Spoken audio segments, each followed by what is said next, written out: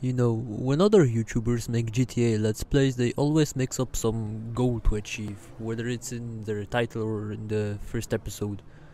I didn't do that. So, the question remains, who does Ivan wanna be? I would like to be a terrorist. You know how in the first episode I said I will create an insurgency aimed at destroying the NPCs as a race? Yeah. While I was grinding away for months, I developed a hatred towards this race, which isn't even sentient anyway. Now I take what I said, which will get me cancelled 7 years into the future, and turn up the dial. That's right. I created an insurgency. This is the Union of Slavic Socialist Republics. It's a crew I made on the social club thing. Look, it even has a flag representing the armed struggle of the Slavs against the GTA NPCs. Our aim is to take control of the island, separating it from the United States and committing unspeakable actions against the population.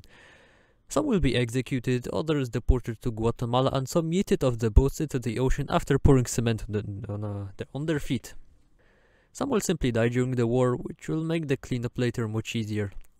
After we eradicate the annoying NPCs, the island will be turned into a paradise for players who can actually think. Most of them at least. Okay, I told you the plan, but how is this even gonna work? Well, first off, if I want to get monetized, I first have to say that this is supposed to be a fun game where everybody is having enjoyment. Except the NPCs. You will have a mechanism for taking control of territory for the insurgency. One way will be to get yourself some wanted level and then start walking around and shooting at every NPC you see. Doesn't necessarily have to be law enforcement though. Just everything that moves. It has to die. The second way of capturing territory is to hold buildings. For example, depending on the building we need to get a certain wanted level must be obtained. If we were attacking at ammunition, we might need like 2 or 3 stars, but if we want to take over a certain hangar in Zancudo, we will need 5. When we do get them, we have to hold the building for 5 minutes without dying. If you do, you're out. That's how the game is gonna work.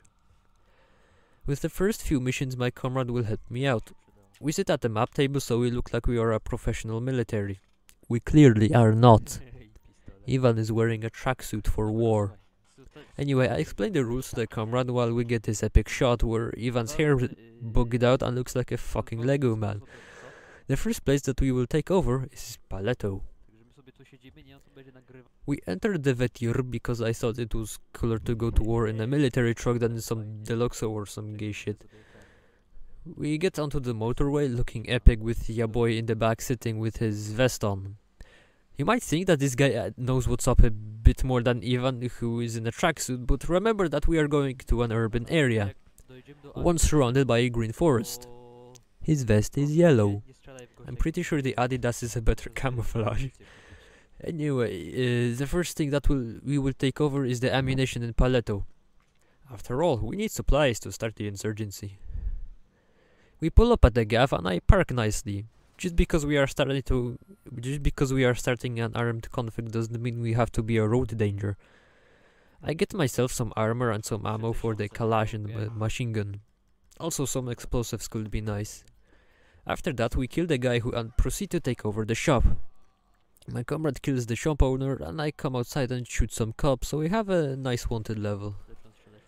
The battle for ammunition starts. When the cops arrive, I start spraying them down. Halfway through, Yaboy rings and tells me his controller disconnected. No wonder he wasn't doing anything. Maybe that's how the Taliban took over Afghanistan. The government's controller is disconnected. Anyway, he leaves this session, so I'm left alone. Well, I was always alone, he only shot the ammunition guy. We are on our 4th star and these SWAT guys arrive. After a while I die, not reaching the time target.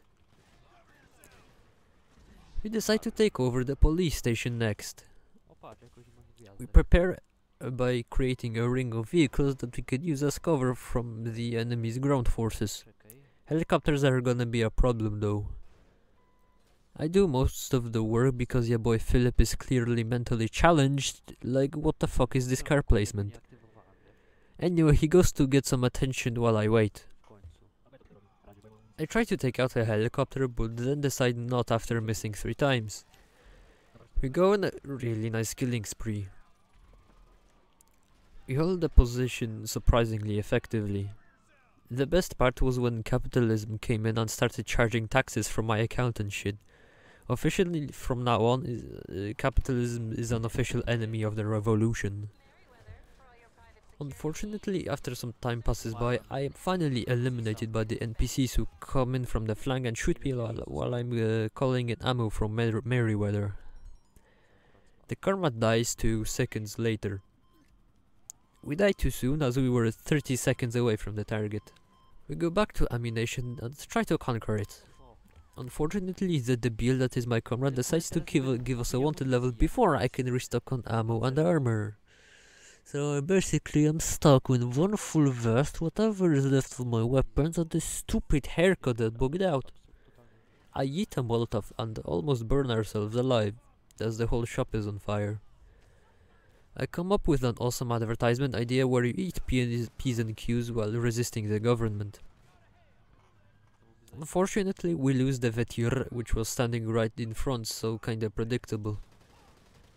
The comrade likes blowing stuff up, I see. The only thing keeping me alive are some snacks all smushed up and hiding in the Adidas tracksuit. The SWAT guys start eating gas grenades at us, which is a war crime, I think. But then again, I was shooting an innocent shopkeeper. I screw up a grenade and kill myself. Fortunately, your boy Philip survives and keeps going. I observe for a little while as he holds the ammunition. Then I realize there's plenty of free ammo laying around, so I go start picking it up. But then Philip dies. I accidentally trip over a cop, which is apparently worth a death penalty in Los Santos. Fortunately, ammunition has been taken over this time, so let's go! Next up, we will try the assault this time. He hops in some helicopter while I'm the one fighting on foot. The first casualty of our assault is some SUV. The teammate decides to yeet me into the air via explosions. For some time I don't even get a want level, which sucked, I guess. Eventually I get to start.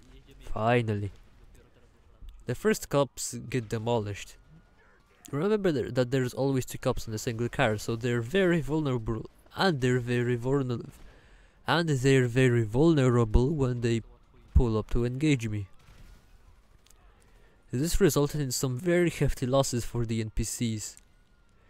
In fact, while I was writing the script, I was keeping a tally of the casualties, and during this assault the enemy casualties skyrocketed, so long as I had explosives on me.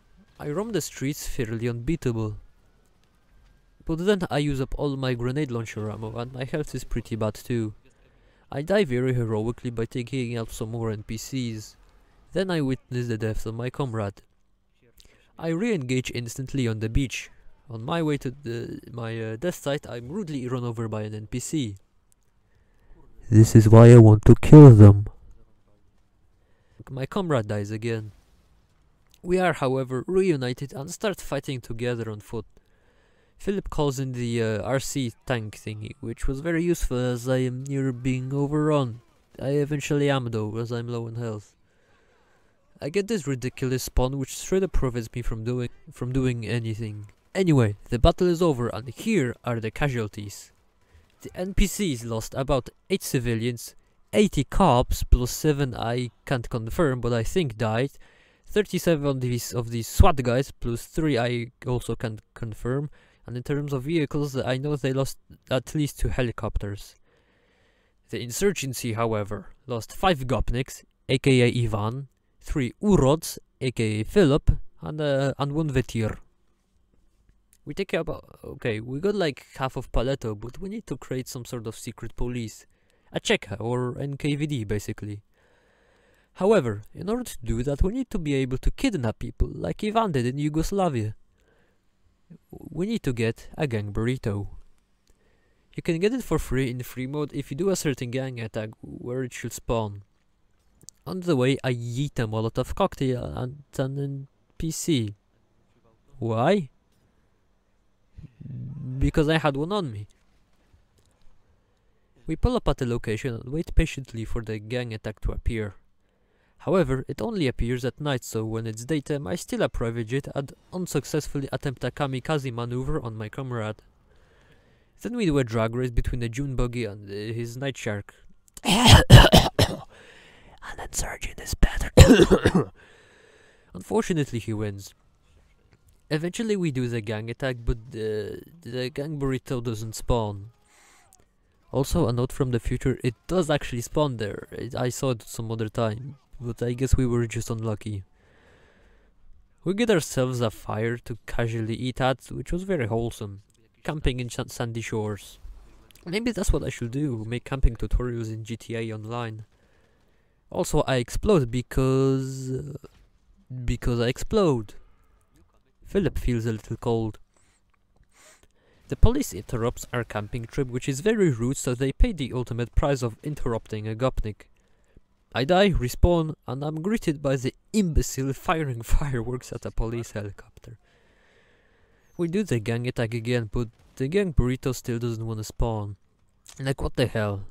So obviously we give up and buy the thing for 60k, which is a ripoff. We go to Los Santos and holy frick, it actually works. We find it hilarious to be able to kidnap NPCs so we can interrogate them later. Also, this is how the KGB mobile looks right now. Hope you enjoyed and started hating NPCs now. Subscribe to Life of Boris.